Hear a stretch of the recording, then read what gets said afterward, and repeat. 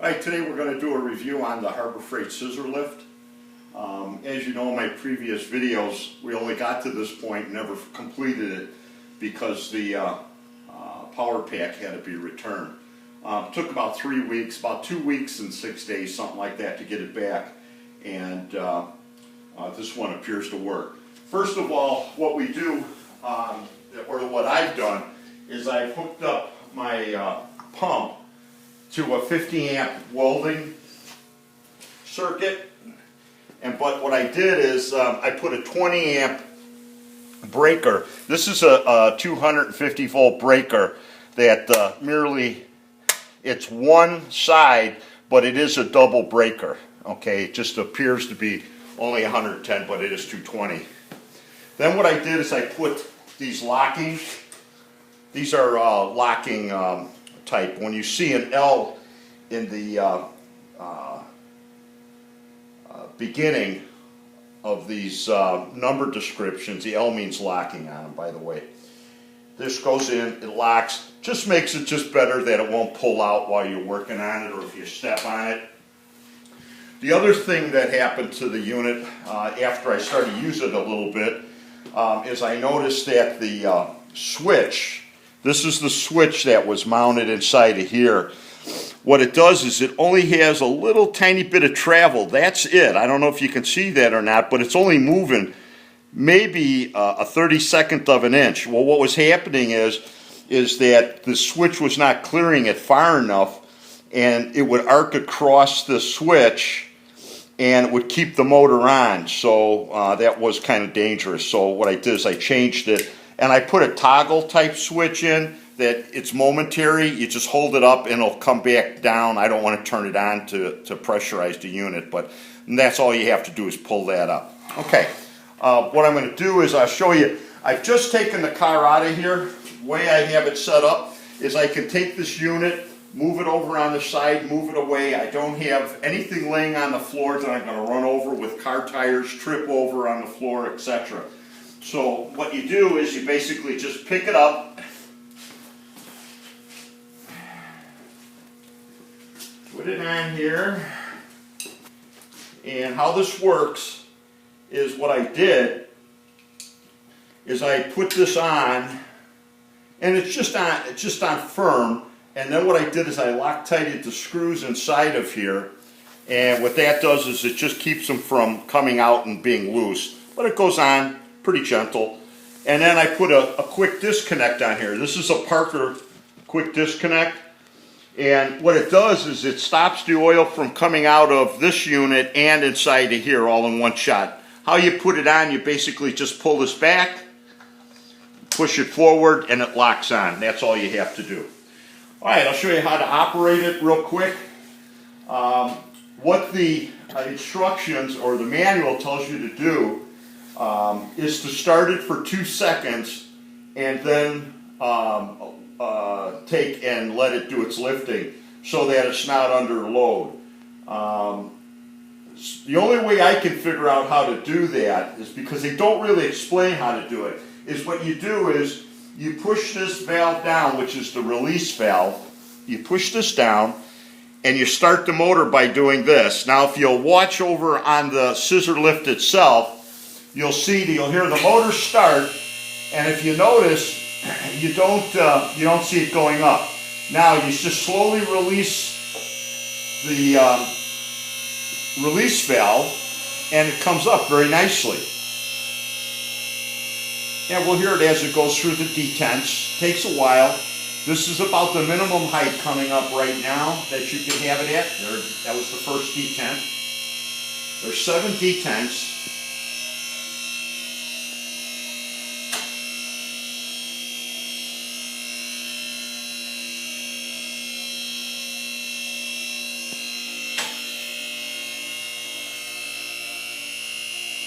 You notice I'm just holding the switch up. I think it's a lot easier than trying to push a switch in.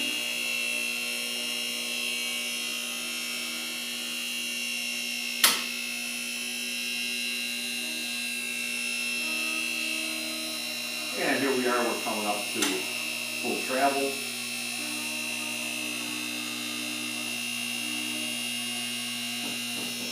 Okay, now that's the highest part of the travel. What they recommend is to push the release so that it comes down on the last detent. And there you go. So now it's locked and most of the force is being held in this bar.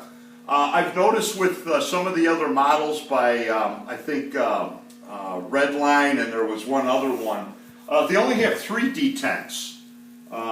So there's 7 on this one, and that's what these are, they're detents. The other ones are done on a form bar. So what they did is they took a bar and then they punched these in. This is a piece of cast steel.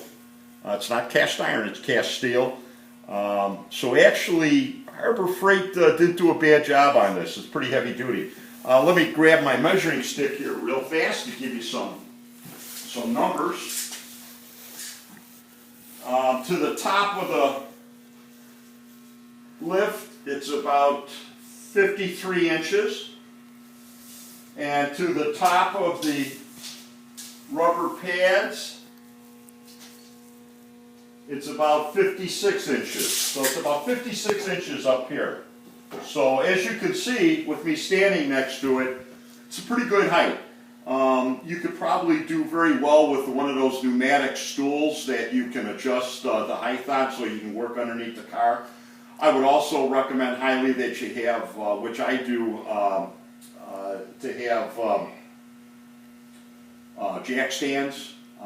And actually for around $70 they have a piece, they have them at Harbor Freight. And you can have a couple of those if you want, whatever you want to do that makes you feel comfortable. I've seen and I've heard several people say that they would never get under a piece of Harbor Freight equipment. Well, you probably won't buy one anyway, so it doesn't matter. But if you do anything, you do it safely and use the proper safety equipment in the manner that it was designed to do, you'll be fine. The other thing that I made are these ramps. And I just wanted you to kind of get an idea of what they look like. On the bottom of them, or the frame I should say, you can see I used 2x4s. Now what I did is I ripped these 2x4s down to 3 inches, and I just added a piece of 1/2-inch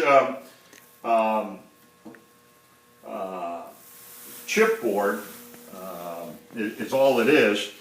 And what I did is I made a 5-degree angle on these and just cut it up, put it on here, all the way till it got to about 1 inch. I could have carried it on all the way. The problem is that it just ends up cracking because it's so thin. So I kept it up here where it was thick enough that the weight of the car won't break it. And you just lay another piece of 1/2-inch board right in there, and you're only coming up maybe about 3/4 of an inch, which shouldn't be any problem at all. And as you can see, the way this is set up, and I'll take it apart so you can get an idea what it looks like, is this is set up with the 2x4 at the end, and the way this is designed, it fits right over the top of this like this, and then you just give it one hit and it's nice and tight, fits down to the floor.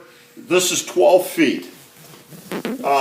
Just to give you an idea, those are 10-foot 2x4s. I bought 4 10-foot 2x4s and 3 8-foot.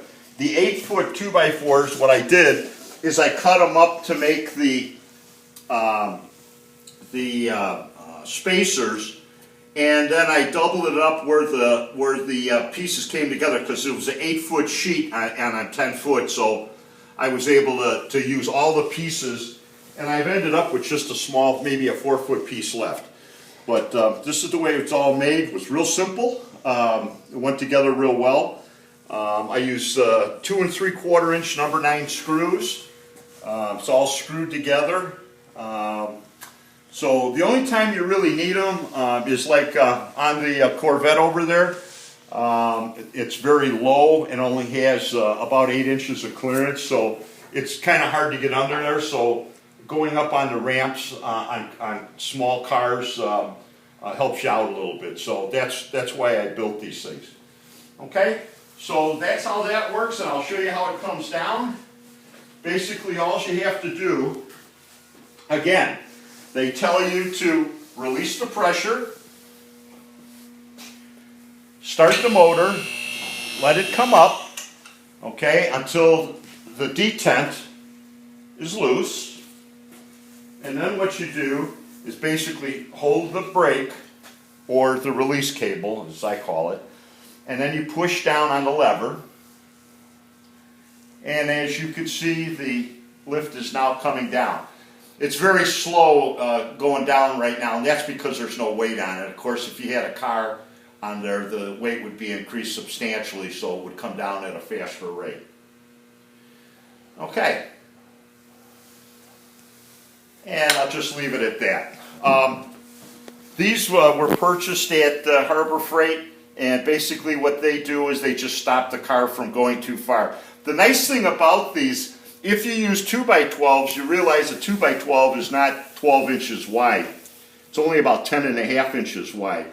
Most of the cars on sport cars, high performance cars, are 12 inches and better. So when you make them out of these, it makes them lighter, and it also, they're straight and they're flat.